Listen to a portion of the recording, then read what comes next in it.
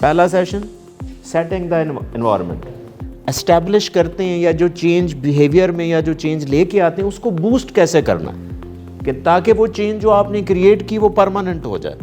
अब basically understanding भी environment creation के अंदर ही आता है। ब्रेक द एनवायरनमेंट का मतलब होता है कि when you go somewhere for a specific goal and when you achieve the goal never discuss this goal. So हमेशा आपने कभी भी किसी के साथ कोई कम्युनिकेशन का सेशन करना है तो उसके कितने पार्ट्स होने चाहिए? 3। पहला session setting the environment, very good. Second क्या है? To design a technique to change, to get the desired change. तीसरा जो पार्ट होता है, जो आप चेंज एस्टैब्लिश करते हैं या जो चेंज बिहेवियर में या जो चेंज लेके आते हैं उसको बूस्ट कैसे करना। बूस्टिंग का यहाँ पे मतलब ये होता है कि हम अक्सर अपने इर्द गिर्द लोगों के बिहेवियर चेंज करते रहते हैं, होता होगा, लेकिन अगले दिन फिर बंदा वहीं पे आ जाता। इसका मतलब ये हुआ कि आपने उसमें जो चेंज क्रिएट किया था वो परमानेंट नहीं जा सका, उसमें रिलैप्स हो गया। सो आपने तीसरा काम क्या करना है? बूस्ट द चेंज, कि ताकि वो चेंज जो आपने क्रिएट की वो परमानेंट हो जाए। सो हमारे पास एनएलपी को हमने 3 कैटेगरीज में डिवाइड कर दिया, 3 सेशन आप इसे कह लें, सब सेशंस हैं कि आपने creating the environment, making a change, then boosting the change. तो हमने 3 एरियाज में काम करना है। और यहाँ पे मैं आपको बताता चलूँ, for example NLP is for the change. और वो चेंज कैसे होती है? चेंज के लिए आपको ये चीज़ें चाहिए, चेंज के लिए हमें क्या चीज़ें चाहिए कि आपने क्रिएटिंग द एनवायरनमेंट, आपने एनवायरनमेंट को क्रिएट करना। जिस तरह मैंने आपको ये, वैसे इसको मैंने सब डिवाइड कर दिया, 3 से मैंने कितनी बना दी? 5 बना दी, ठीक है। पहला आपका पॉइंट क्या होना चाहिए कि क्रिएटिंग द एनवायरनमेंट, जिसे हम पंजाबी में कहते हैं ना, माहौल बनाएं, ठीक है ना। जब तक आप माहौल नहीं बनाते आप बात स्टार्ट ही नहीं कर सकते जी। सो पहला आपका point creating the environment, then understanding the others. अब बेसिकली अंडरस्टैंडिंग भी इन्वायरमेंट क्रिएशन के अंदर ही आता है। इसको मैंने सब डिवाइड किया हुआ है, लेकिन दूसरे को समझना ये भी किस में आता है? क्रिएटिंग द एनवायरनमेंट में आता है। जब आप एनवायरनमेंट क्रिएट करते हैं देन क्या करता है? Then you go for real change, जो आप चेंज चाहते हैं, जो आप चेंज चाहते हैं, उस चेंज के लिए आप एक टेक्निक यूज करेंगे, जो हम आगे पढ़ेंगे। डिफरेंट टेक्निक्स हम एनएलपी की पढ़ेंगे। अभी तक मैंने डायरेक्ट जो चेंज क्रिएट करने वाली टेक्निक अभी तक कोई भी आपको नहीं बताई। Point clear? तीसरा जो चौथा पॉइंट है कि जैसे ही चेंज क्रिएट होगा then you will boost the change. हम कैसे क्या करेंगे? चेंज के साथ उसको बूस्ट करेंगे, उसको परमानेंट करने की कोशिश करेंगे ताकि उसका रिलैप्स ना हो। और जैसे उसकी बूस्टिंग भी हो जाएगी then we will break the environment. क्या करेंगे? Break the environment. यहां क्या मतलब है? नहीं, ब्रेक द एंकर पहले हो चुका होता है। ब्रेक द एनवायरनमेंट का मतलब होता है कि when you go somewhere for a specific goal and when you achieve the goal never discuss this गोल। अब कभी डिस्कस ना करें, एक डिफरेंट माहौल की बात शुरू कर दें, इररेलेवेंट बात शुरू करें। फॉर एग्जांपल अक्सर मैंने साइकोलॉजिस्ट भी देखे हैं कि जब वो किसी को सेशन देते हैं या कोई टेक्निक अप्लाई करते हैं और उनमें कोई बिहेवियर चेंज करते हैं, जैसे वो बिहेवियर चेंज होता है ना तो वो पूछते हैं कि कैसा फील कर रहे हैं आप। Never ask this. अगर आप ये चीज़ दोबारा से दोबारा पूछेंगे तो उससे क्या होगा? वो उसको क्रिटिकली सोचेगा कि मैं कितना चेंज हुआ हूँ। उसको आप कॉन्शियस में लेके आएंगे। अगर ऐसी बात आप करेंगे ना उसको, आप इसका मतलब उसको कॉन्शियस में लेके आ रहे हैं।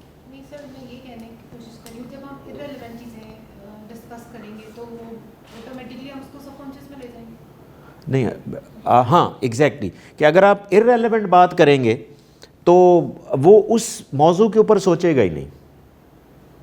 तो ये फाइनल आपकी होनी चाहिए स्ट्रेटजी कि when you achieve your goal, break the environment. अक्सर आपने देखा होगा कि जब भी कोई आप डील करते हैं या कहीं पे जाते हैं तो डील शील होने के बाद एक डिफरेंट सा माहौल बन जाता है।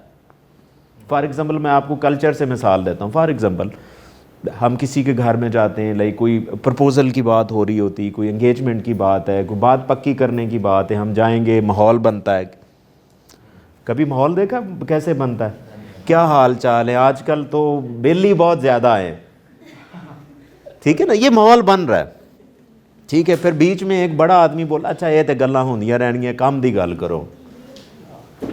जैसे चेंज होता है, चीज़ें फाइनल होती हैं, फिक्स होती हैं, देन क्या होता है? Exactly you create a different situation, ठीक है। देखिए मैं आपको एग्जैक्टली देसी लैंग्वेज में NLP समझाने की कोशिश कर रहा हूँ ताकि आपको सही पता चले हकीकत क्या है। अगर मैं आपको NLP ऐसे सिखाऊंगा ना कि लाइक देखें, NLP एक सॉफ्टवेयर होता है ब्रेन का, जो अक्सर स्टार्ट ही लोग ऐसे करते हैं, तो आपको क्या समझ आएगी कि ये सॉफ्टवेयर क्या है? Point clear? सो कितनी स्टेजेस हैं NLP के सेशन की? आप माहौल क्रिएट करते हैं, माहौल में हम क्या करते हैं? दूसरों को समझने की कोशिश करते हैं, ठीक है, अपने आप को समझने की कोशिश करते हैं, एग्जैक्टली ट्रस्ट बिल्ड करते हैं। क्या बिल्ड करते हैं? ट्रस्ट। फिर आपने एग्जैक्टली जो काम करना होता है उसको करते हैं। जब एग्जैक्टली जो काम करना होता है वो हो जाता है, उसको हम बूस्ट करते हैं। क्या करते हैं? जैसे बूस्टिंग हो जाती है, काम फाइनल हो जाता है, then we break the environment, then we. अब हर स्टेप के लिए ना डिफरेंट टेक्निक्स हैं। फॉर एग्जांपल इसके लिए क्या टेक्निक है? पहला क्या है? Creating the environment. हम क्रिएट द एनवायरनमेंट कैसे करते हैं? मैच एंड मिरर करेंगे, चीज़ें सेट करेंगे, ये वो ऐसे करेंगे। आप एनवायरनमेंट कैसे क्रिएट करेंगे? Match and mirror, to build the rapport, to build the trust, ठीक है। साथ जब आप ट्रस्ट बिल्ड कर रहे होते हैं, आप मोडालिटीज़ वाली टेक्निक को भी ज़हन में रखते हैं कि आपने किस मोडालिटी के थ्रू आपने ट्रस्ट बिल्ड करना। जैसे ट्रस्ट बिल्ड होता है तो फिर क्या होता है? आप साथ साथ दूसरों को अंडरस्टैंड भी करें। दूसरों को अंडरस्टैंड करने के लिए अगेन मैं कहता हूं कि मोडालिटीज़ का इस्तेमाल करें। किसका इस्तेमाल करें? मोडालिटीज़ का इस्तेमाल कर सकते हैं, या डिफरेंट साइकोलॉजिकल टेस्टिंग है। अगर आप एक स्पेसिफिक साइकोलॉजिस्ट वाला सेशन ले रहे हैं तो आप फिर किसी से कह भी सकते हैं कि हमने टेस्ट करना है।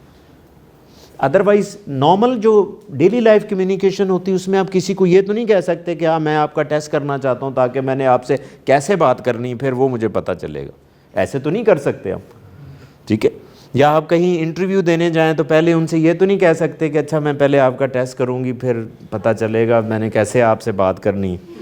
ऐसे तो पॉसिबल नहीं है। सो NLP को आप दो तरह से इस्तेमाल करते हैं, एक नॉर्मल कम्युनिकेशन जो होती है डेली लाइफ में, और दूसरा थेराप्यूटिक्स में आप कैसे इस्तेमाल करते हैं NLP को।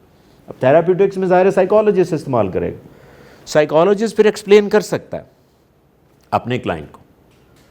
जो थर्ड स्टेप है वो कौन सा है?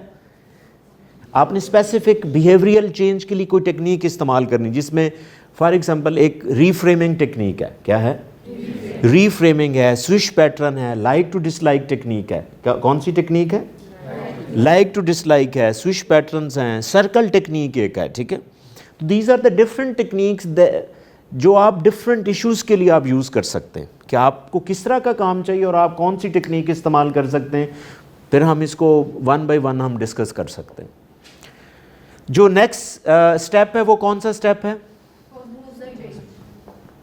बूस्टिंग। हम बूस्ट कैसे करते हैं? Boosting can be through anchors. Experience को हम बूस्ट कैसे करते हैं? Then you can boost the experience with the help of metaphors. किसके जरिए? मेटाफॉर का कॉन्सेप्ट लास्ट टाइम आपने देखा था। तो जैसे आप एक चेंज क्रिएट करते हैं ना, आपको लगता है कि ये चेंज क्रिएट होगी, साथ आप एक मेटाफॉर भी देते हैं, वो चेंज पक्का हो जाता है। Point clear? देन जो ब्रेकिंग द एनवायरनमेंट है उसको हमने कैसे एनवायरनमेंट को ब्रेक करना है?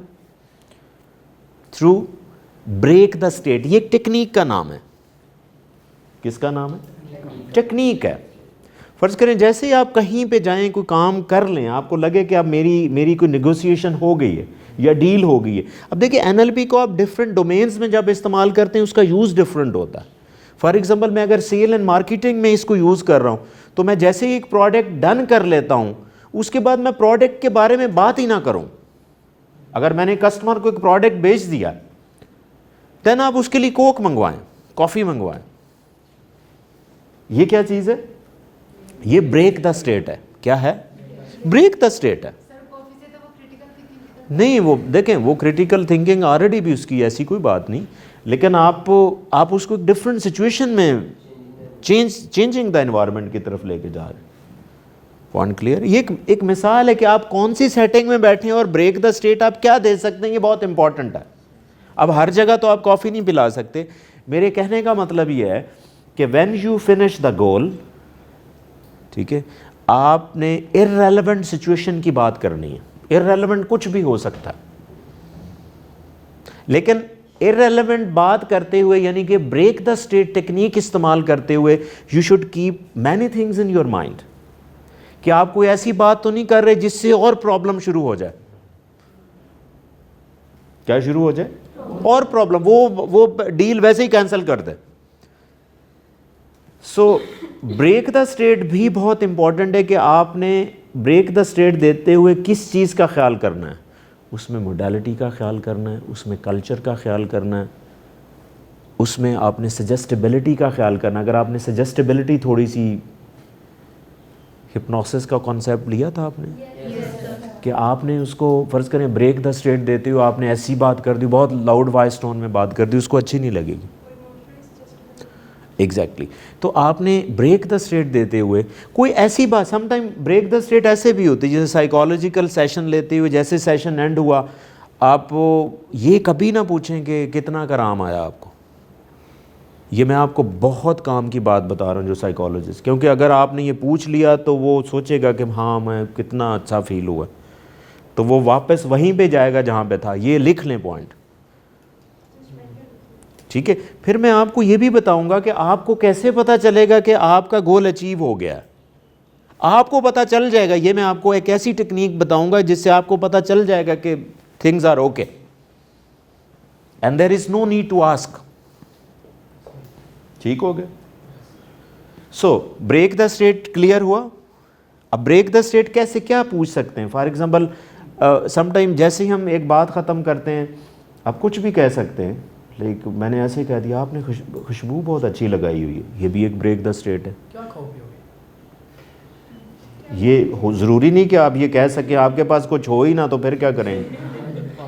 ठीक है, एग्जैक्टली, ठीक है ना। हाँ, हमेशा जो है वो आपने एक बड़ा केयर करनी है। वो क्या है कि ग्लोरिया जीन से कॉफ़ी पिलाएं तो फिर हाँ, तो ये डिपेंड करता है कि आप किस सिचुएशन में हैं और आप ब्रेक द स्टेट क्या दे सकते हैं, और आपके साथ नेक्स्ट पर्सन कौन है। फ़र्ज़ करें आप एक ऐसे, आपके पास फ़र्ज़ करें कि जेंडर डिफरेंस आ गया, आप किसी फीमेल को ब्रेक द स्टेट देते हुए ऐसे कह लें कि आपने ये सूट कहाँ से लिया, हो सकता है शी माइंडेड, ठीक है, हो सकता है आपका सारा ट्रस्ट ही इसी चीज़ में, हो सकता है वो इसको हैरेसमेंट समझ ले, because school of thought different है, ठीक है, डिफरेंट कल्चर में डिफरेंट स्कूल ऑफ थॉट होते हैं। Point clear? तो ब्रेक द स्टेट देते हुए बहुत ख्याल करना है। फॉर एग्जांपल साइकोलॉजिस्ट के लिए बहुत एक यूनिवर्सल किस्म का ब्रेक द स्टेट मैंने बनाया हुआ है कि आप जब भी कोई सेशन एंड करें तो आप उससे रीसेंट मील पूछें। क्या आपने, फ़र्ज़ करें आप इवनिंग में सेशन कर रहे हैं तो आप कहें लंच में क्या लिया था आपने। ये भी ओपन एंडेड क्वेश्चन पूछें। क्या पूछें? इसमें कोई मसला नहीं है, लाइक वो कहेगा कि मैंने खाया, जो भी खाया वो बता सकता है, या वो झूठ भी बोलना चाहे तो नो इशू। तो आपने ब्रेक द स्टेट दे दिया। हालांकि बुक्स ये कहती हैं NLP की, अगर आप ब्रेक द स्टेट ऐसे आप कह सकते हैं कि अच्छा डू यू स्मेल पॉपकॉर्न। अब आपके क्लाइंट को पता ही ना हो पॉपकॉर्न क्या होते हैं तो वो क्या कहेगा, या इन केस ना भी उनकी स्मेल ना आ रही हो। यूजली होता है ऐसे है कि जब आप किसी को NLP का सेशन करके और बड़े ट्रस्ट में जाके आप उसके कम्युनिकेट कर रहे होते हैं, उसको आप कुछ भी कहें तो उसको फील होना शुरू भी हो सकता है। अगर आप उसे कहें कि do you smell biryani, like हो सकता है वो आ भी सकती है उसको। अगर वो ट्रांस में हुआ, आपकी गुफ्तगू में बहुत डूबा हुआ होगा तो उसको आ भी सकती है। लेकिन उसको आ सकती जो बिरयानी रूटीन में खाता है, जिसको इमेजिनेशन में पता है कि बिरयानी क्या होती। Point clear. अगर आप कहीं जाके किसी ऐसे एरिया में जाएं जहाँ पे बिरयानी एक ट्रेडिशनल फूड ही नहीं है, हो सकता है किसी ने ना खाई हो, तो हाँ कराची में जाएं सेशन करें तो आप ज़रूर कह सकते हैं। सो ये ब्रेक द स्टेट बहुत इंपॉर्टेंट है। सो अगेन मैं इसको रिफ्रेश कर दूं NLP को, कि NLP को आप कितने सेशंस में डिवाइड कर सकते हैं? 3 में, setting the environment, changing the behaviour, then boosting the behaviour. तो इन तीनों के लिए डिफरेंट टेक्निक्स हैं। जैसा मैंने सेटिंग द एनवायरनमेंट के लिए आपको कौन सी एग्जैक्टली तो इसी तरह आज अगर आपकी इजाज़त हो तो मैं एक पहली टेक्निक आपको सिखाऊं जिससे आप बिहेवियर चेंज कर सकते हैं, ठीक है। उसमें सबसे पहली जो टेक्निक है उसे हम फ्रेमिंग एंड रीफ्रेमिंग कहते हैं। क्या कहते हैं? देखें, ये जैसे आपको पिक्चर में नज़र आ रहा है फ्रेम, ये वुडन फ्रेम हो सकता है, आयरन फ्रेम हो सकता है। इसी तरह आपकी बातों का भी एक फ्रेम होता है, ठीक है ना। आपने कभी ऐसे सुना होगा कि ये बातें ऐसे ऐसे करता है जैसे कोई हार नहीं परो रहा होता फूलों के। अब वो जैसे फूलों के हार होते हैं, इसी तरह बातों का फ्रेम भी हो सकता है कि जब आप किसी से बात करते हैं तो हर कम्युनिकेशन का एक फ्रेम होता है। क्या होता है? जिसे आप वर्चुअल फ्रेम भी जी सर अक्सर लोग कहते हैं कि अपनी बातों के अगले को शीशे में उतार लेता है, लेकिन अपनी बातों से उसको कायल कर लेता है किसी तरह से। हाँ, वो एक ठीक है, वो कायल भी हो जाता है, लेकिन वो जिस अंदाज में बात कर रहा है उसका एक फ्रेम है। क्या है? फ्रेम है। जिसका फॉर एग्जाम्पल कोई भी, ये देखिए इतने फ्रेम्स लगे हुए हैं, हो सकता है इसमें से आप इनको ज़रा आप गौर से देखें, हो सकता है आप में आपको कई पिक्चर्स अच्छी लगेंगी लेकिन उनका फ्रेम अच्छा नहीं लगेगा, लेकिन वही फ्रेम दूसरे को अच्छा लग रहा होता है।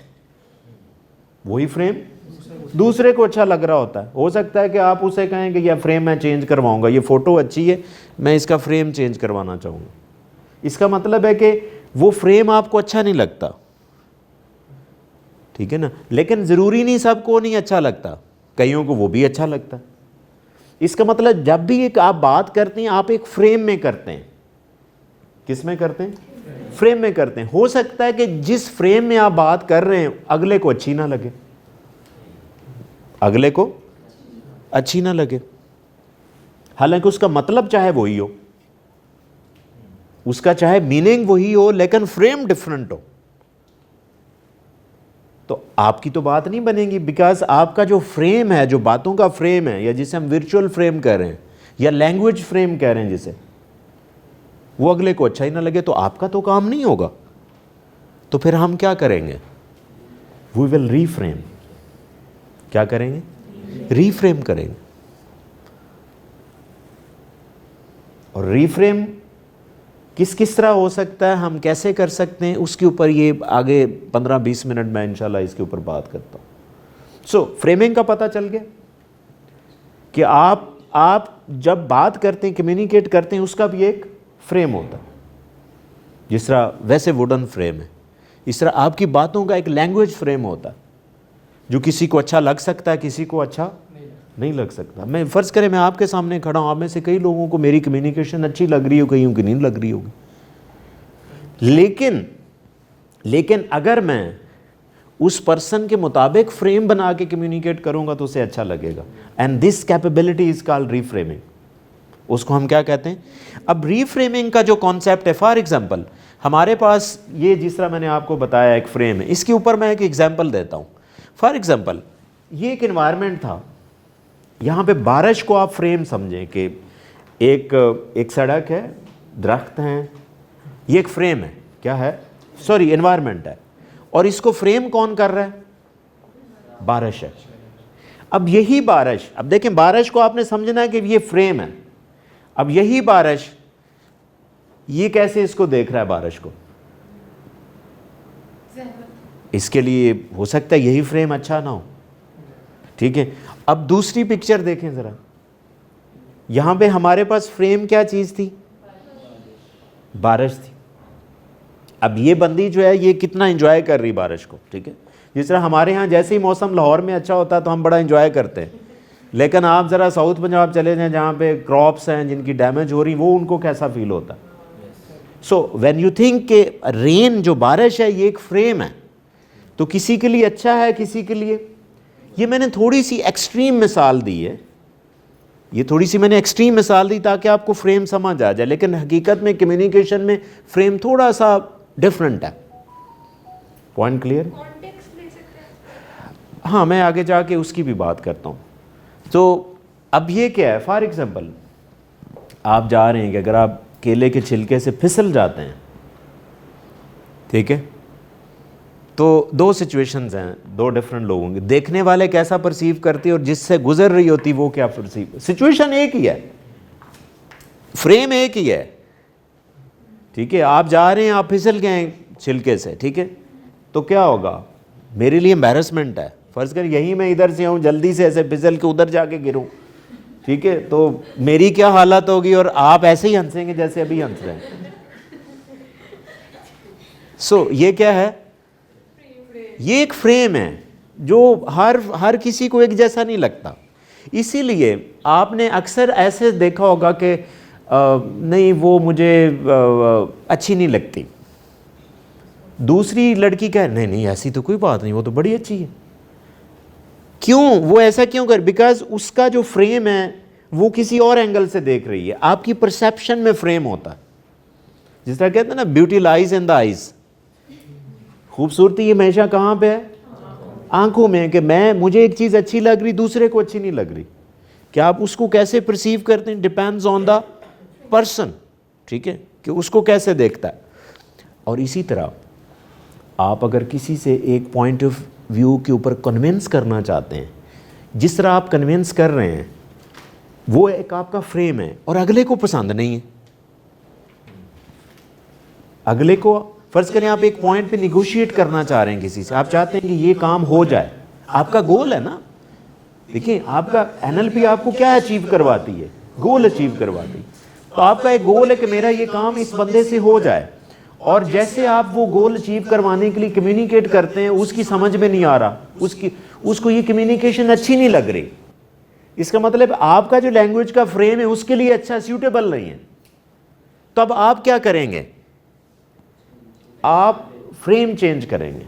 अब फ्रेम को असेस कैसे करना है कि ये किस तरह चेंज हो सकता है, ठीक है, बात हम चेंज कर सकते हैं या माहौल चेंज कर सकते हैं, दो तरह से आप रीफ्रेमिंग करते हैं। लेकिन रीफ्रेमिंग हमेशा वो बंदा कर सकता है, जिस तरह ये मैंने इसको समराइज किया, जिस तरह रीफ्रेमिंग वो बंदा कर सकता है जिसमें एक ट्रेट लाजमी हो,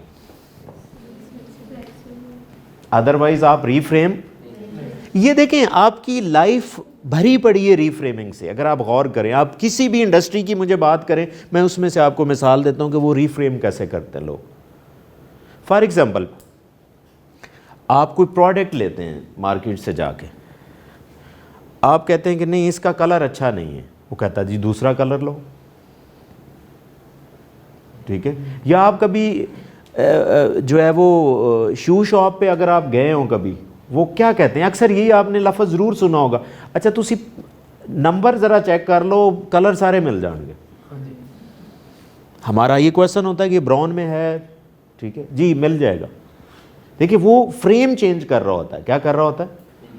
अब अगर आप एक चीज़ के बदले में दूसरी चीज़ दे दें ताकि उसको वो अच्छी लगे, इसे हम कंटेंट रीफ्रेमिंग कहते हैं। और वो वही बंदा दे सकता है जिसके पास वो अवेलेबिलिटी हो, जिसके पास अवेलेबिलिटी हो। अगर आपके पास कंटेंट चेंज करने की अवेलेबिलिटी नहीं है तो फिर भी आप कन्विंस करते हैं। मैं आपको एक और मिसाल देता हूँ। आप कभी शू वाले के पास जाए ना, तो अगर उसके पास अवेलेबिलिटी सिर्फ एक ही प्रोडक्ट पड़ा होगा, एक ही हो, फ़र्ज़ करें कि उसके पास ब्राउन शूज़ पड़े हुए हैं, उसी में ब्लैक नहीं है, आप कहते हैं ब्लैक नहीं है, वो सर जी छोड़ो, ਤੁਹਾਡੀ ਜਿਹੜੀ पर्सनैलिटी है उन्होंने ब्राउन ही सूट करेगा। अब उसके पास नहीं है, उसके पास कंटेंट नहीं है, लेकिन वो कॉन्टेक्स्ट चेंज कर रहा है। क्या चेंज कर रहा है? इसे हम कॉन्टेक्स्ट रीफ्रेमिंग कहते हैं। कौन सी रीफ्रेमिंग? कॉन्टेक्स्ट रीफ्रेमिंग कहते हैं कि कंटेंट तो उसके पास है नहीं, या फ़र्ज़ करें आप शू, मैं आपकी अपने कल्चर से मिसालें इस तरह दे रहा हूँ कि आप शू वाले के पास जाएं ना, तो फ़र्ज़ करें आपको जो नंबर सूट करता है वो 38 है सपोज़, कितना है 38, उसके बाद 38 नहीं है 37 है, आप गए हैं थोड़ा सा टाइट है, आपने चेक किया नहीं ये टाइट है, बाजी इन्हें ना खुल जाना है, लैदर दा तुसी 2 दिन पाओ इन्हें खुल जाना। अब ये क्या चीज़ कर रहा है, कॉन्टेक्स्ट, क्योंकि उसके पास दूसरा है ही नहीं, 38 है ही नहीं, 38 होता तो ठक करके ये लो 38 आ गया। अब सपोज आपका नंबर 37 है, आपका नंबर 37 है, 38 है सपोज, क्या है 38, उसके बाद 38 नहीं है, उसके बाद 39 है। अब वही बात अब आपको वैसे कैसे करता है, किसी और को ये कह रहा है कि आप ले लें ये खुल जाएगा, दूसरे को क्या कह रहा है कि 39 उसके पास पड़ा हुआ है, और वो कैसे कहता है जी 38 नहीं है, जी नहीं है, कहता नहीं नहीं ये कोई मसला नहीं, आप इसमें ये सर्दियाँ आ रही हैं आप सॉक्स पहने तो ये सेट है, अभी तो आपने सॉक्स ही नहीं पहने, आप सॉक्स पहन के देखें सेट है। अब आपको सॉक्स का मशवरा दे रहा है, सॉक्स से रीफ्रेमिंग करवा रहा है, और उसको क्या कह रहा है खुल जाएगा। अब इसी सिचुएशन में क्या होता है कि अगर हम इस तरह उनके ऊपर बिलीव कर लें तो समटाइम ये होता है कि आपको शूज़ फेंकना पड़ता है या किसी को देना पड़ता है, क्योंकि आप रीफ्रेम हो गए वहाँ पे। तो रीफ्रेमिंग का एक कॉन्सेप्ट तो ये है कि आपको कई जगह से ये बचाएगा भी सही। अगर आपको अंडरस्टैंडिंग आज होगी है ना, तो आप ज़रूर अपनी सोच से कुछ चीज़ ज़रूर लेंगे, लेकिन रीफ्रेम नहीं होंगे, क्योंकि ये रीफ्रेमिंग हो रही है। जी पॉइंट क्लियर, यानी कि समझ नहीं आ रही कि एक ही बात दूसरे को कोई उसी अंदाज से कर रहा है और दूसरे को किसी और अंदाज से, उसको रीफ्रेमिंग डिफरेंट कर रहा है, उसको रीफ्रेमिंग, ठीक है ना। फ़र्ज़ करें आप इसी तरह, मैं अभी शॉपिंग इंडस्ट्री से मिसालें आपको दे रहा हूँ, ठीक है, कि फॉर एग्ज़ाम्पल आप कहाँ पे चलेंगे, आप क्लोथिंग की तरफ अगर आते हैं, फ़र्ज़ करें आप एक मार्केट में गए जहाँ पे उसके पास वैरायटी है, कलर्स में बहुत ज़्यादा वैरायटी है, तो आप कलर चेंज करके दे देगा, ये लें कोई बात नहीं ये लें। लेकिन अगर उसके पास एक ऐसा कलर पड़ा हुआ जो बिल्कुल नहीं बिक रहा, उसके बारे में फिर क्या करने की कोशिश करेगा वो, कॉन्टेक्स्ट रीफ्रेमिंग करेगा। वो क्या करेगा, कॉन्टेक्स्ट। बाजी ये देखें जैसे जैसे आपका ना गोरा कलर है ना, इसके ऊपर ये बहुत सूट करेगा। सर वो ये भी कह सकता है आखिरी बीच रहेगा। जी सर वो ये भी तो पॉसिबिलिटी दे सकता है, ये भी ये इतने थे ये आखिरी रह गया। नहीं वो और चीज़ है, वो हिप्नोसिस का मैसेज यूनिट होगा, वो किसी और एंगल से बात, मैं वो रीफ्रेम कर रहा है। पॉइंट क्लियर है, वो तो डराने वाली बात थी ना, वो फियर टेक्निक यूज़ कर रहा है वहाँ पे जो आप बता रही, वो क्या क्रिएट कर रहा है, फियर। अभी वो जो प्रोडक्ट बेच रहा है इस अंदाज से करके जो बेच रहा है ना, वो रीफ्रेमिंग कर रहा है। क्या कर रहा है, और ये रीफ्रेमिंग कौन सी रीफ्रेमिंग है, कॉन्टेक्चुअल रीफ्रेमिंग है। कौन सी रीफ्रेमिंग है, और साथ नार्सिस्टिक रीफ्रेमिंग है। कौन सी रीफ्रेमिंग है, यानी कि ये उस बंदे को ज़्यादा ये बात लगेगी अच्छी कि यार ये मेरी तारीफ कर रहा है, मुझे इसने गोरा कहा है। लाइक आप जिस तरह आपका कलर गोरा है ना, रंग गोरा है, ये गोरे रंग पे तो ऐसे सूट करता है कि बस ये बना ही आपके लिए। सामने लेडीज बुरा बना दे जी अगर लेडीज को यही कहते हैं तो बुरा बना देते। देखें, अब देखें वही बात, वही एनएलपी की बात कि उसको ये उस लेडी को कहना चाहिए था या नहीं कहना चाहिए था, ये इंपॉर्टेंट है। Very good question. अब ये आप ऐसे एनएल, हाँ कई लेडीज़ उसी बात पे, क्योंकि उसको वो यही समझता है कि जिस लेडी को भी यही बात करेंगे ना तो वो अच्छी होगी। मैंने आपको पहले यूनिवर्सल आके आपको बात बताई, लेकिन if the salesman has a sense कि किसको कैसी बात करनी है, वो बहुत इंपॉर्टेंट, ठीक है ना। हाँ बिल्कुल, बुरा कई लोग बुरा भी मनाएंगे इस चीज़ को, लेकिन ये इंपॉर्टेंट है कि आपने, अब ये चीज़ें आपको कहाँ से पता चलेंगी कि किसको कैसे कहना है, आप मोडालिटीज़ को स्टडी करें। किसको स्टडी करें, मोडालिटीज़ को स्टडी करें, ठीक है। जो ऑलरेडी डिजिटल लोग हैं वो इस चीज़ को नहीं समझेंगे कि यार ये कौन सी बात होगी, वो स्टफ़ देखेंगे, टेक्निकल चीज़ देखेंगे, उस पर जाएं। उसको आप जितना मर्ज़ी तारीफ़ कर लें वो तारीफ़ में आने वाले नहीं है।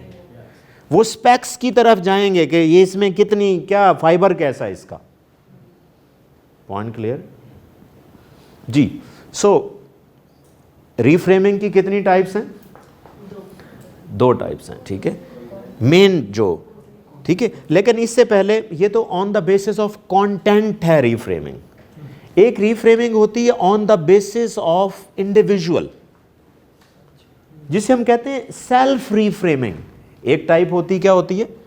सेल्फ रीफ्रेमिंग, कि हम कभी कंफ्यूज हों या आपके ऊपर कोई प्रॉब्लम आ जाए तो हम रीफ्रेम कर रहे होते हैं। क्या कर रहे होते हैं?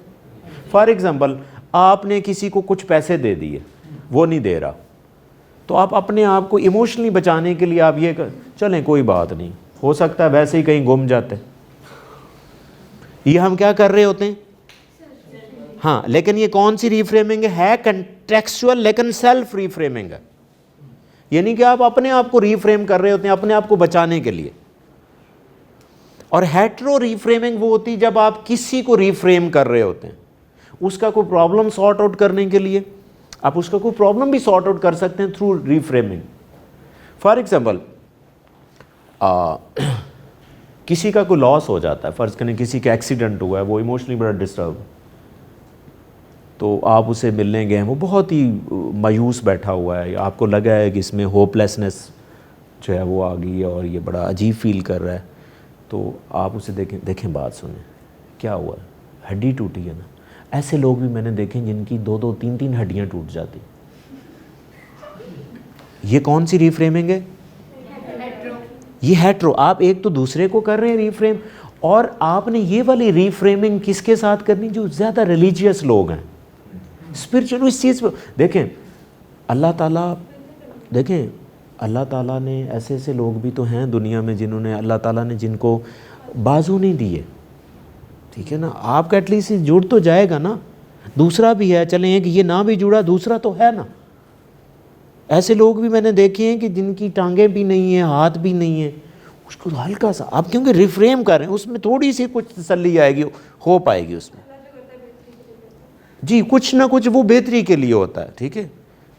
लेकिन ये आप ऑर्डिनरी डिजिटल को ऐसे नहीं समझाएंगे, ठीक है ना। वो ऐसी बातों पे बिलीव नहीं इतना उसका होता, वो लॉजिकल होता है कि आगे मैंने इससे बचना कैसे है, इसका ट्रीटमेंट फर्दर कैसे है, ठीक है। उसको रिफ्रेम ऐसे करेंगे तो ज़्यादा अच्छा होगा। तो अगेन डिपेंड करता है। सो रिफ्रेमिंग की कितनी टाइप्स हैं? 2 टाइप्स हैं। एक सेल्फ रिफ्रेमिंग है जो आप अपने आप से कर रहे होते हैं, और हेटेरो कौन सी है? जो नेक्स्ट पर्सन से, आप किसी इवन ग्रुप से भी कर रहे होते हैं। फ़र्ज़ करें कोई एक ही कॉन्सेप्ट पूरे ग्रुप को सिखाना है, या किसी बिहेवियर, एक ही बिहेवियर सब में चेंज करना है, तो हम ग्रुप रिफ्रेमिंग भी कर सकते हैं, ठीक है। जिस तरह एक टीचर समटाइम रिफ्रेम कर रहा होता है अपने स्टूडेंट्स को किसी एक इशू के ऊपर, ठीक है, तो हम ग्रुप रिफ्रेमिंग भी कर सकते हैं। लेकिन reframing on the basis of content भी होती, जो मैंने अभी थोड़ी देर पहले बताई कि, लेकिन एक बात फिर दोबारा से आपने ज़हन में रखनी है कि अच्छा रिफ्रेमर वो होता है जिसके अंदर एक क्वालिटी होती है, फ्लेक्सिबिलिटी हो, क्योंकि वो आपको उसमें चेंज लाने की एबिलिटी होगी तो रिफ्रेम करेगा, अदरवाइज नहीं करेगा, ठीक है ना। वो ऑप्शन ढूंढने की कोशिश करेगा, ठीक है ना। किस चीज़ की? ऑप्शन ढूंढने की कोशिश करेगा, क्योंकि रीफ्रेम तो ऑप्शन से ही होता है ना। फर्ज करें मैं इसको रीफ्रेम करना चाहूँ, इसी को रीफ्रेम करना चाहूँ, तो अगर मेरे पास और कुछ नहीं है तो मैं इसको कर सकता हूँ? नहीं कर पाऊँगा। मैं इसमें फ़र्ज़ करें कलर के लिहाज से करना चाहूँ, गोल्डन करना चाहूँ, ब्राउन करना चाहूँ, मेरे पास कुछ होगा तो मैं कर पाऊँगा। इसी तरह if you don't have the option, देखिए ज़िंदगी में याद रखें, there is always possibilities for the option. Option की पॉसिबिलिटीज़ होती, लेकिन आपको माइंड चाहिए ऑप्शन निकालने के लिए। समटाइम आप घर में परेशान हैं, कोई प्रॉब्लम हो गया, आपको समझ ही नहीं आ रही होती कि क्या करें, एक बाहर से बंदा आता है, यार इसको ऐसे क्यों नहीं आप कर लेते, आप हैरान हो जाते हैं यार, ठीक है। और उस बंदे को गौर से देखिए, उसमें ये चीज़ ज़रूर होगी, फ्लेक्सिबिलिटी होगी। Point clear? फ्लेक्सिबिलिटी होगी, उसमें ऑप्शन क्रिएट करने की एबिलिटी। ये भी कोशिश करें कि आप अपनी पर्सनैलिटी में इस तरह चेंजेस लेके आएँ कि आपके अंदर ऑप्शन क्रिएट करने का एक माइंड होना चाहिए। इसीलिए रीफ्रेमिंग को हम कहते हैं, क्या कहते हैं? एक आर्ट ऑफ क्रिएटिविटी भी कहते हैं। रिफ्रेमिंग को हम क्या कहते हैं? It's an art of creativity. देखिए, जब क्रिएटिविटी नहीं होगी, आपके पास ऑप्शंस नहीं आएंगे, और ऑप्शंस नहीं हैं तो आप रिफ्रेम ही नहीं कर सकते। ठीक है, ऑप्शन कैसे होने चाहिए डिपेंड करता है प्रॉब्लम क्या है। फॉर एग्जाम्पल, आपके पास एक रिलीजियस माइंडसेट का बंदा बैठा हुआ, उसको आप किसी इशू से निकालना चाहते हैं या उसमें कोई चेंज लाना चाहते हैं, तो अगर आपके पास रिलीजियस नॉलेज नहीं है तो आप उसको नहीं लेके आ सकते। आप उसको जितनी मर्जी साइंस समझा दें, कोई असर नहीं। जिस तरह रिसेंट आपने एक पेंडेमिक देखा जो पाकिस्तान में ज़ाहिर है कोरोना आया, आप साइंटिफिक तरीके से जितना लोगों को समझा लें, उन्होंने नहीं ये कोई नहीं। हाँ, अगर आप ये कहें ना किसी को कि ए जी ये अल्लाह ताला की तरफों एक अजाब ही है, बिल्कुल ऐ सही किया तुम, ठीक है, उसको इस चीज़ को बड़ा लेंगे। आप कह लें कोरोना ये वो जो मर्जी आप साइंस के ज़रिए समझा लें, नहीं समझेंगे। ठीक है, अब जहाँ पे आप देखें अब फ्लड आया हुआ पाकिस्तान में, अब देखें there is an issue of the technicalities and infrastructure का इशू है, मिसमैनेजमेंट इंफ्रास्ट्रक्चर का। लेकिन आप कभी किसी भी एक ऐसे ग्रुप में बैठेंगे ना तो वो नहीं जी ये तुसी ये अजाब है। हाँ की क्या है जी एग्जैक्टली। अगर आप ऐसे लोगों में बैठ के कोई चेंज लाना चाहते हैं तो आप उसी लैंग्वेज में नहीं आके लाएंगे तो चेंज नहीं आएगी, रीफ्रेमिंग नहीं होगी। Point clear? तो रीफ्रेमिंग के लिए आपने बहुत जो है वो जी कंटेंट रीफ्रेमिंग का मैंने बताया आपको कि कंटेंट में क्या करते हैं कि ये चाहिए, चीज़ आपने चेंज करनी है, कंटेंट चेंज करना है। आपको ये अच्छा नहीं लग रहा तो ऐसे दे दें, ठीक है। कॉन्टेक्स्ट की बात नहीं करनी। देखिए, कंटेंट रीफ्रेमिंग आप तब प्लान करें when you have the option in the products, आपके पास कुछ चेंज करने को हो। पॉइंट क्लियर है? हाँ, अगर आपके पास कंटेंट चेंज करने की कैपेबिलिटी नहीं है ना, तो फिर आप कॉन्टेक्स्ट चेंज करें, वो आप कर सकते हैं। वो कॉन्टेक्स्ट कैसा होना चाहिए? अकॉर्डिंग टू द पार्ट होना चाहिए। एनएलपी में अगले बंदे को पार्ट कहते हैं, like according to the next person आपके पास कॉन्टेक्स्ट होना चाहिए, ठीक है।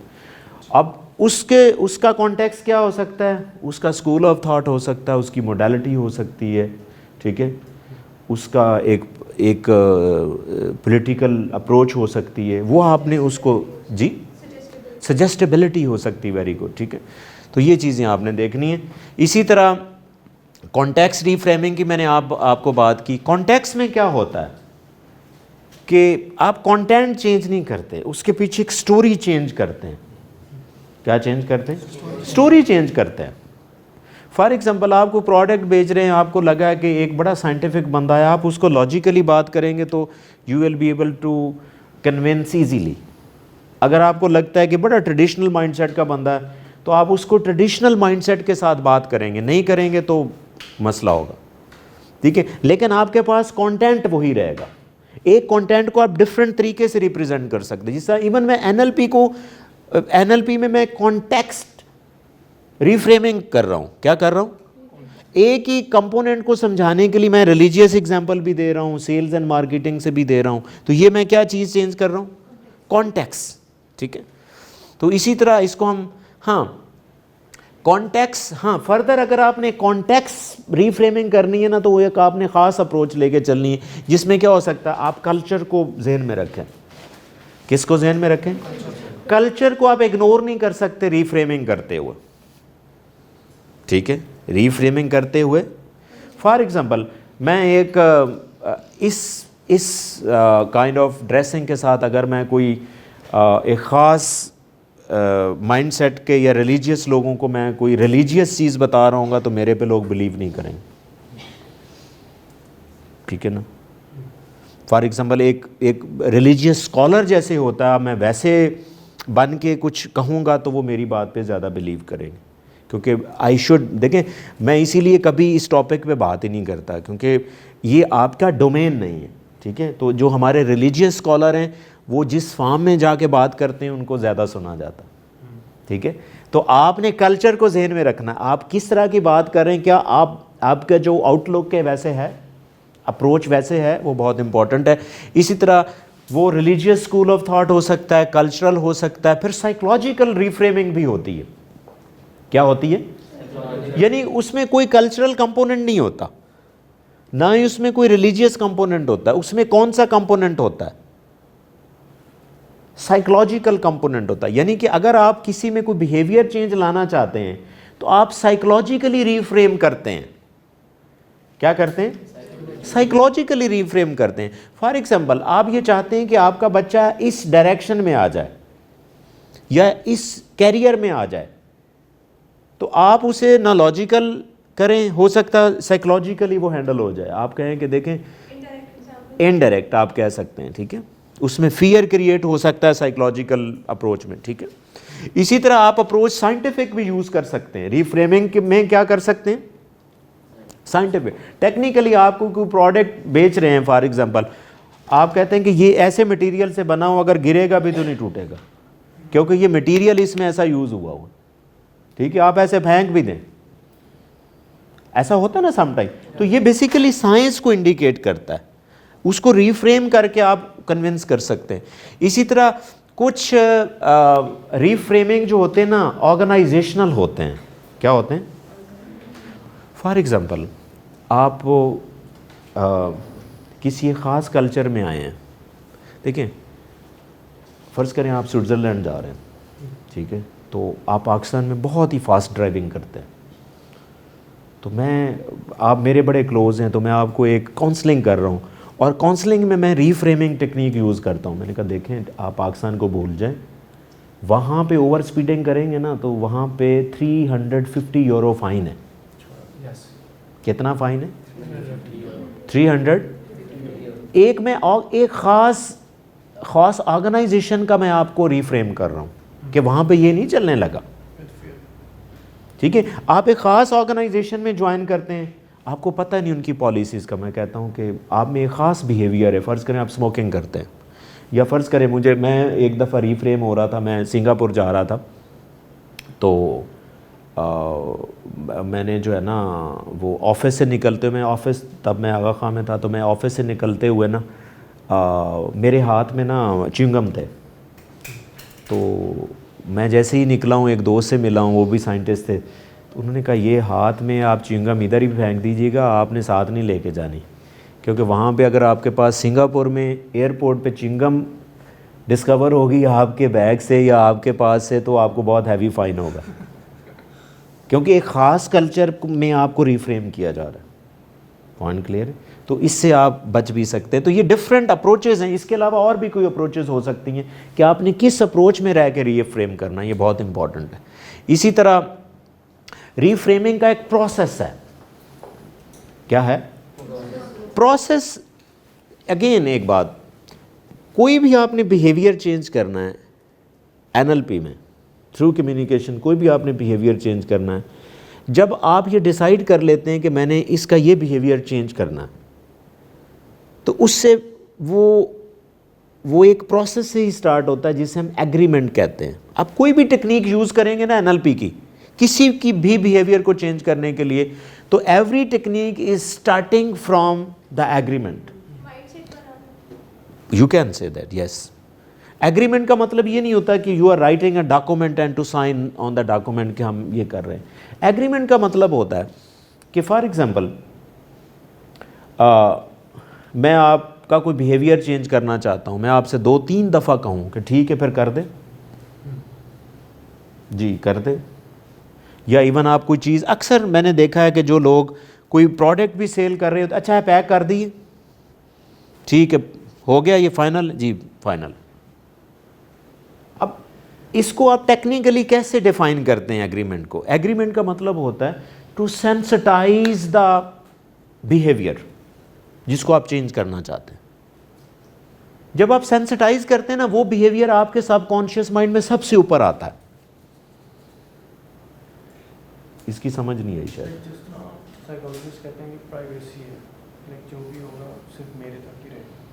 वो भी उसका एक एग्रीमेंट है या फिर उसका सेटिस्फेक्शन दे रहे हैं। और नहीं, वो एक और चीज़ है। देखें, आपने कभी बुज़ुर्गों से कभी मिले हों किसी प्रॉब्लम के सलूशन के लिए, आप में से कोई कभी गया हो, जैसे आप जाते हैं ना तो आप थोड़ी सी अच्छा फिर कर दिए, मसला हल कर दें फिर। अब ये आपने मार्केट में भी कहीं देखा होगा, ये बेसिकली ये इसको हम एग्रीमेंट कहते हैं एनएलपी में।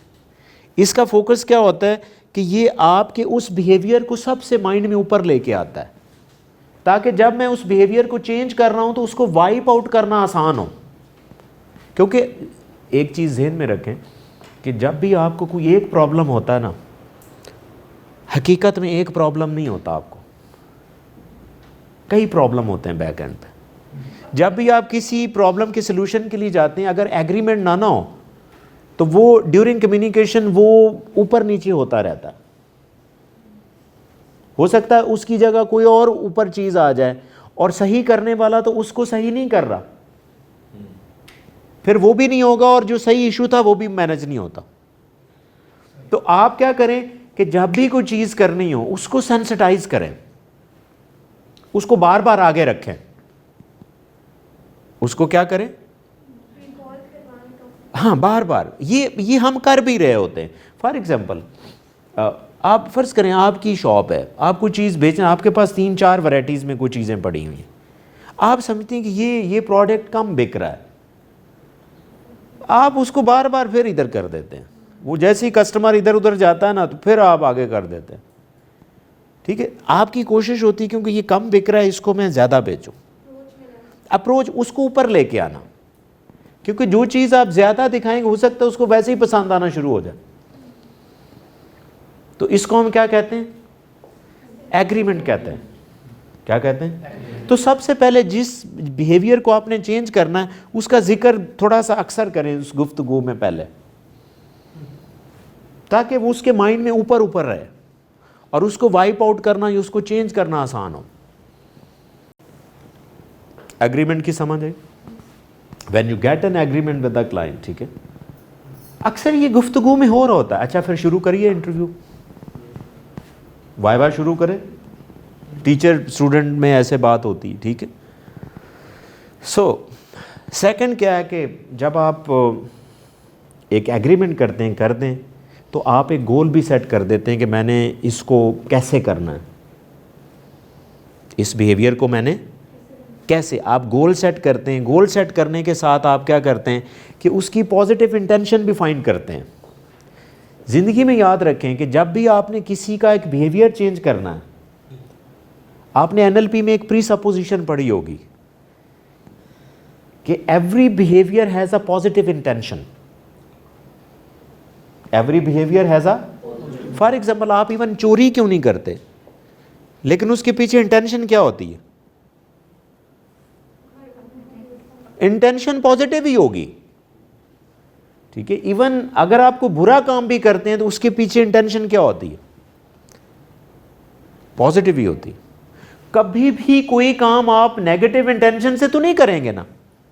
आप कभी ऐसे करेंगे कि मैं चोरी करूंगा तो मुझे मार पड़ेगी? तो अपने लिए पॉजिटिव होगी ना। चलो एग्जैक्टली, मैं अपने लिए बात कर रहा हूं। ठीक है, आप बिहेवियर तो अपना है ना, कि एवरी बिहेवियर हैज़ अ, जिसका आप बिहेवियर चेंज करना चाह रहे हैं ना, उसके पीछे उसकी पॉजिटिव इंटेंशन देखेंगे क्या है। फॉर एग्जांपल आपसे कोई चीज़ लेने आता है, आपने अक्सर, अच्छा आप करना क्या चाहते हैं ये बताएं पहले, आपकी रिक्वायरमेंट क्या है।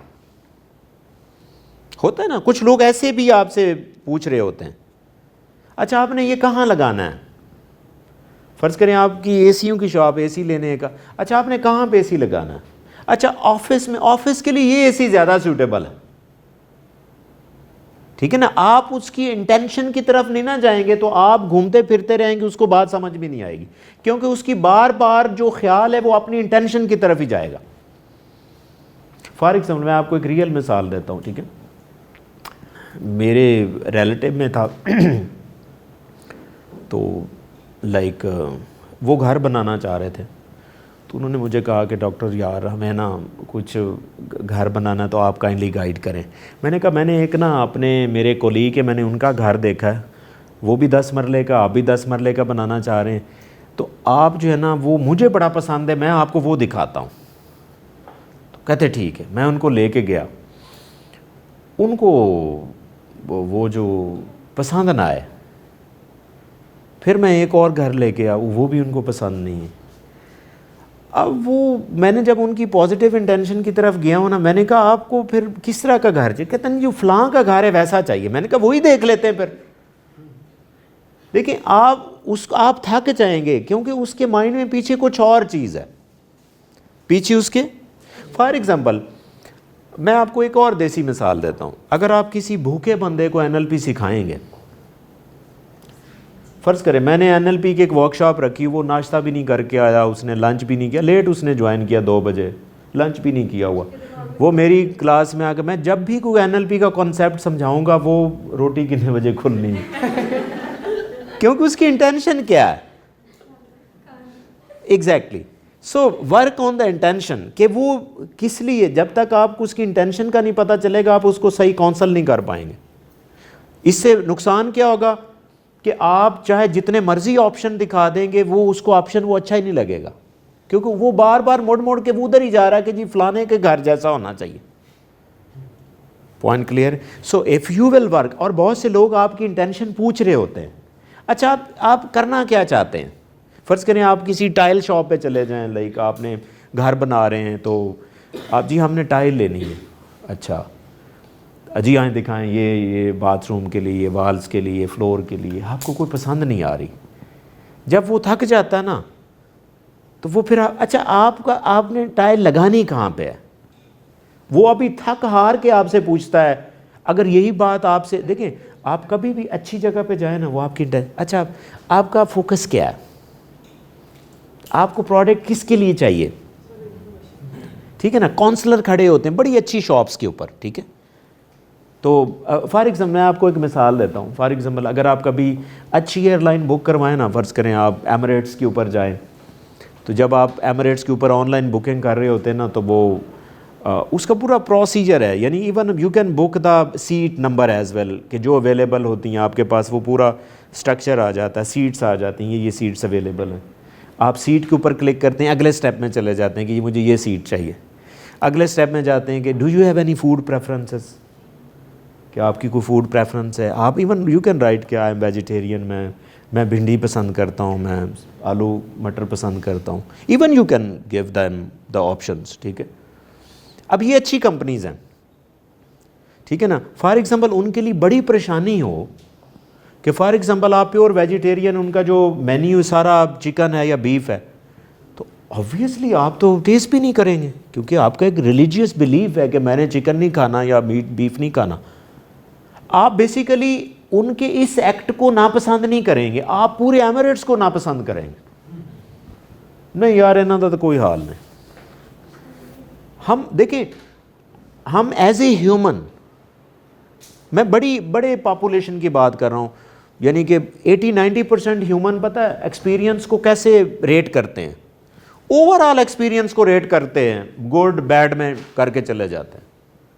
फॉर एग्जांपल आप किसी शादी पे गए हैं, आपने सारा इवेंट अटेंड किया, बड़ा अच्छा था, बीच एंड स्टेज अच्छा था, डेकोर अच्छा था, एवरीथिंग वाज गुड, बट आप फूड लवर हैं, तो अगर उसमें कोई कमी रहेगी तो आपने ओवरऑल क्या कहना।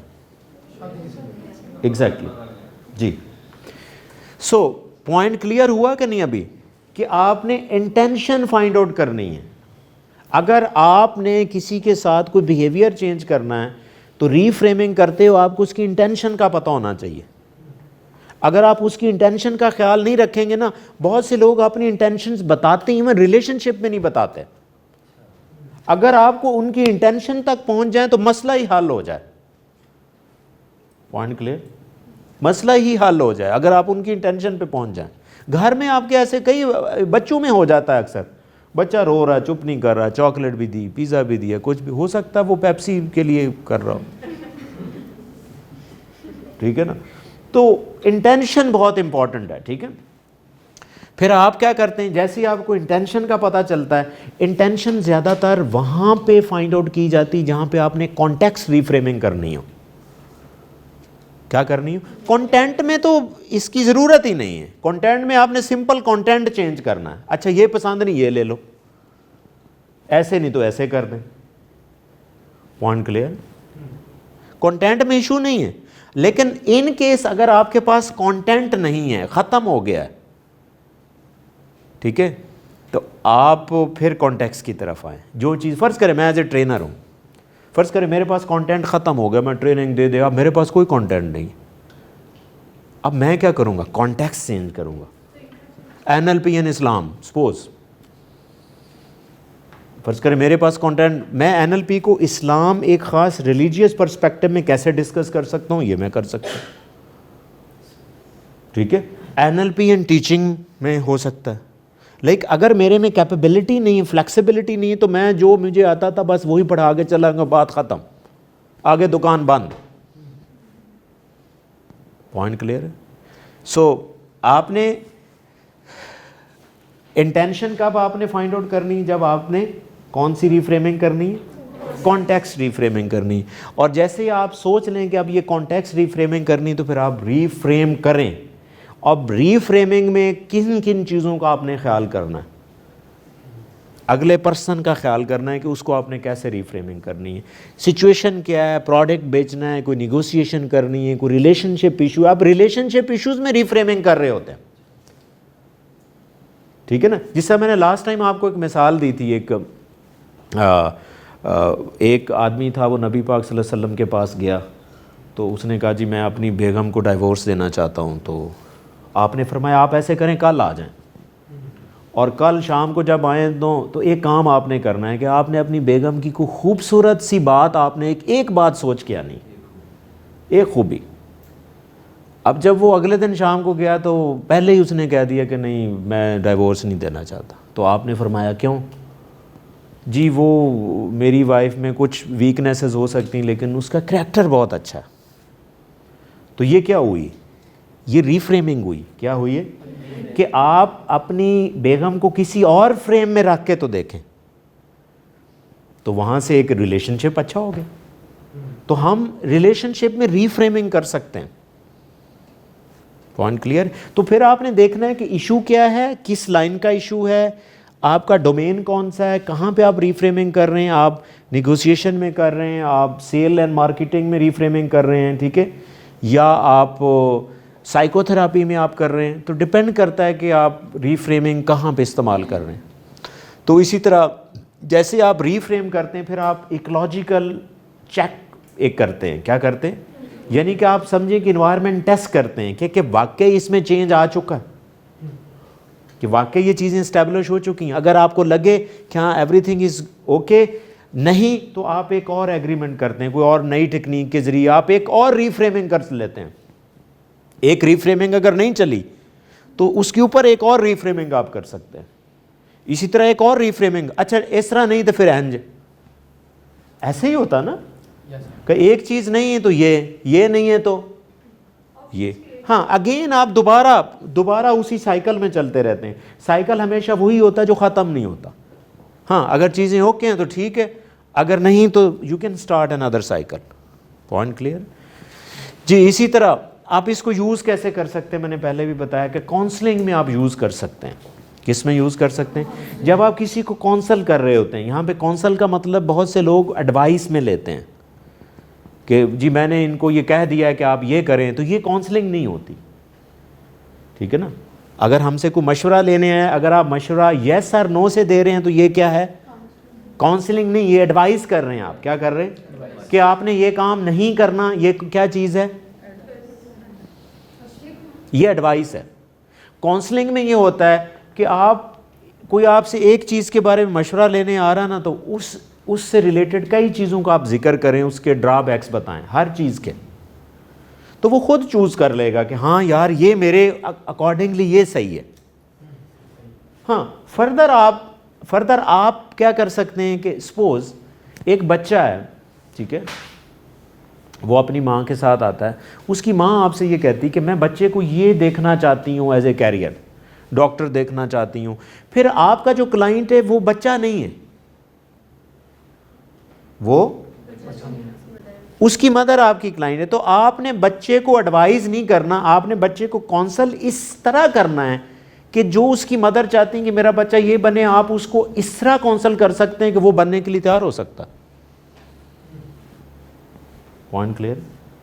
आप बनाने के लिए रीफ्रेम करें, ठीक है। फर्ज करें कि उसकी मदर कहती है कि जी हमारा बच्चा डॉक्टर बनने, लेकिन बच्चा चाह रहा है कि मैं एक्टर बनूं, ठीक है। तो अभी आपने बच्चे से, देखें बेटा आप स्टार्ट ऐसे कर सकते हैं, देखें हमारी इंडस्ट्री में डिफरेंट ऑप्शंस हैं, हम कैरियर बहुत सी चीज़ों का कर सकते हैं। जिस फॉर एग्जांपल आप बात शुरू से एक्टर की करें, जिस तरह देखें एक्टिंग है, क्या है, एक्टिंग है, डॉक्टरी है, आपने उस चीज़ को, उसकी फेवरेट चीज़ को भी उसको बताना है। नहीं बताएंगे ना तो, क्योंकि आप उसको फिर क्रिटिसाइज़ नहीं कर सकेंगे और उसका ज़हन फिर कहाँ पे रहेगा, एक्टिंग पे रहेगा, क्योंकि आपने एक्टिंग की बात ही नहीं की, ठीक है ना। आपने देखें एक्टिंग भी है, एक्टिंग में क्या होता है, आप बहुत से पैसे भी कमा सकते हैं। या मैंने ये देखा है कि एक्टिंग के अंदर या आप हीरो हैं या ज़ीरो हैं, दो ऑप्शन होते हैं। कितने ऑप्शन हैं? फिर आप ये कि अगर आप चाहते हैं ना कि उसको डिस्करेज किया जाए एक्टिंग से, आप पाकिस्तानी एक्टर्स को एक्सप्लेन ज़्यादा करें, जी नेगेटिव एग्जांपल ज़्यादा शेयर करें, डॉक्टरी की तरफ फिर आ जाएं, फिर लॉ की तरफ भी आएँ। ये ना हो कि वो ये समझे कि ये मेरी मदर डॉक्टरी चाहती हैं तो उन्होंने सिर्फ डॉक्टरी और एक्टर को कंसिडर किया। आप 6-7 प्रोफेशन के बारे में एक ओपन करके चीज़ें रखें, फिर आपका ट्रेंड ज़्यादा उस साइड पे होना चाहिए जो उसकी मदर चाहती, उसके बेनिफिट्स ज़्यादा आप इनकलकेट करेंगे, उसको रीफ्रेम ऐसा करेंगे कि वो उसको अच्छा लगने लग जाए। हो जी जी। सो इसी तरह काउंसलिंग में कर सकते हैं, बिहेवियर मैनेजमेंट में कर सकते हैं। किस में कर सकते हैं? बिहेवियर मैनेजमेंट में। कहाँ, कौन से बिहेवियर के लिए? फॉर एग्ज़ाम्पल कोई एक झूठ बहुत बोलता है, ये एक बिहेवियर है, उसके लिए आप झूठ को कैसे रीफ्रेम करते हैं उसकी तरफ आप आ सकते हैं। फिर इस तरह रिलेशनशिप मैनेजमेंट, जो अभी मैंने एक मिसाल दी थी कि आप रिलेशनशिप को मैनेज करने के लिए भी आप रीफ्रेम कर सकते हैं। फॉर एग्ज़ाम्पल मेरे एक केस है, एक केस स्टडी मैं आपसे शेयर करूँ कि एक क्लाइंट आई मेरे पास, तो वो कहती जी मैं डिवोर्स देना चाहती हूँ, ठीक है। तो मैंने कहा do you have any other option after that, कि अगर आप डिवोर्स दे दें तो उसके बाद कोई ऑप्शन है आपके पास? अब जब मैंने ये बात की तो शी वाज ऑन होल्ड, हाँ ये तो कभी मैंने सोचा ही नहीं। और फर्दर मैंने जब काउंसलिंग की तो and the things were okay, ठीक है ना। तो हो सकता है कि आपकी रीफ्रेमिंग एक जुमला ही काफ़ी हो, ये डिपेंड करता है आपके ऊपर, सिचुएशन के ऊपर डिपेंड कर रहा होता। तो आप रीफ्रेम रिलेशनशिप में कैसे रीफ्रेम कर रहे होते हैं। इस तरह नेगोशिएशन में आप रीफ्रेम करते हैं। नेगोशिएशन अब किसी तरह की भी हो सकती है, कोई बिजनेस डील हो सकती है, कोई प्रोडक्ट आपने सेल करना है। नेगोशिएशन का मतलब समझते हैं ना, यानी कि आपस में कम्युनिकेट करना टू रिजॉल्व अ कॉन्फ्लिक्ट। तो आप कॉन्फ्लिक्ट रेजोल्यूशन के लिए आप नेगोशिएशन में रीफ्रेमिंग यूज़ कर सकते हैं, ठीक है। इस तरह like to dislike and dislike to like, ये NLP की वैसे भी एक टेक्निक है, इसके ऊपर हम डिटेल से भी बात करेंगे। तो रीफ्रेमिंग में ये होता है कि अगर आपको कोई चीज़ बहुत पसंद है और आप चाहते हैं कि नहीं मैं ये छोड़ दूं, तो इसे हम कहते हैं लाइक टू डिसलाइक, कि आप किसी चीज़ से नफ़रत भी कर सकते हैं और किसी चीज़ को आप नफ़रत करते हैं और उसको लाइक में भी आप चेंज कर सकते हैं। तो इसी तरह इसे हम क्या कहते हैं, like to dislike and dislike to, through reframing. और ये हमारे यहाँ अक्सर रीफ्रेमिंग हो रही होती है, हम गुजर रहे होते हैं, हमें पता ही नहीं चल रहा होता कि हमारे साथ रीफ्रेम हो गया, ठीक है ना। इसका जानने का फ़ायदा ये हुआ कि आप थोड़ा सा अंडरस्टैंड करेंगे कि हो सकता है आपको कोई रीफ्रेम करके कोई बैड चीज़ इनकलकेट कर रहा हो, उससे आप बच सकते हैं, ठीक है। लेकिन आप खुद रीफ्रेम करके किसी में कोई अच्छी चीज़ या पॉजिटिविटी आप इंड्यूस कर सकते हैं, ठीक है। सो आप इन एरियाज़ के अंदर रीफ्रेमिंग कर सकते हैं। तो रीफ्रेमिंग को अगर आपने अच्छा बूस्ट करना है तो इसमें एक मेन अप्रोच भी आपने ज़हन में रखनी, जिस तरह मैंने आपको बताया ये अप्रोच है। रीफ्रेम आप कभी नहीं कर सकते कि अनटिल आपका जो नेक्स्ट पर्सन है वो ट्रस्ट में ना हो, ठीक है। ट्रस्ट होना, रिपोर्ट बिल्ट होना बहुत ज़रूरी है, ठीक है। इसी तरह परसुएसिव कम्युनिकेशन बहुत ज़रूरी है। परसुएसिव कम्युनिकेशन मैं अक्सर कहता हूँ कि ऐसी कम्युनिकेशन जिसमें आपकी कम्युनिकेशन में ब्रेक ना आए। क्या ना आए? बड़ी कंटिन्यूटी के साथ आप उसको कर रहे हो, समझ रहे हैं ना। ये नहीं कि आप एक रीफ्रेमिंग किसी के साथ कर रहे हैं और बीच में आप फ़ोन सुनने लग जाएं या अपना काम करने लग जाएं, फिर थोड़ी देर बाद फिर रीफ्रेमिंग करें, तो वो मुश्किल हो जाएगा, ठीक है। और आपने जो नेक्स्ट पर्सन है उसको आप एक हिप्नोटिक अप्रोच में लेके चलें। किस में लेके चलें? हिप्नो, यानी कि देखें अगेन वही बात है, जब वो इंडल्ज होगा तो हिप्नोटिक स्टेट में ऑब्वियसली हो सकता है रीफ्रेमिंग भी हिप्नोटिक स्टेट में लेके चली जाए। ये भी होता है कि आप रीफ्रेमिंग इतने मेस्मराइजिंग तरीके से कर रहे हैं तो वो वैसे ही हिप्नोटिक स्टेट में चला जाए। लेकिन साथ ये डिपेंड करता है आपकी स्किल के ऊपर। हो सकता है कि मैं एक टेक्निक बहुत अच्छी इस्तेमाल कर रहा हूँ, मुझे दूसरी टेक्निक की ज़रूरत ही ना पड़े। फॉर एग्जांपल मैं किसी प्रोसेस में एंकरिंग नहीं करता, वैसे ही मेरा काम हो जाता। या किसी प्रोसेस में मैं रिपोर्ट इतनी नहीं बिल्ड करता, वैसे ही काम हो जाता। तो ये डिपेंड करता है कि एक चीज़ अगर आपकी बहुत हैवी है और एक वीक भी है तो चल सकता है काम, ठीक है। लेकिन ये नहीं हो सकता कि NLP में सिर्फ एक ही आप टेक्निक इस्तेमाल करें बाकी कुछ ना करें, नहीं। NLP एक पैकेज है। क्या है?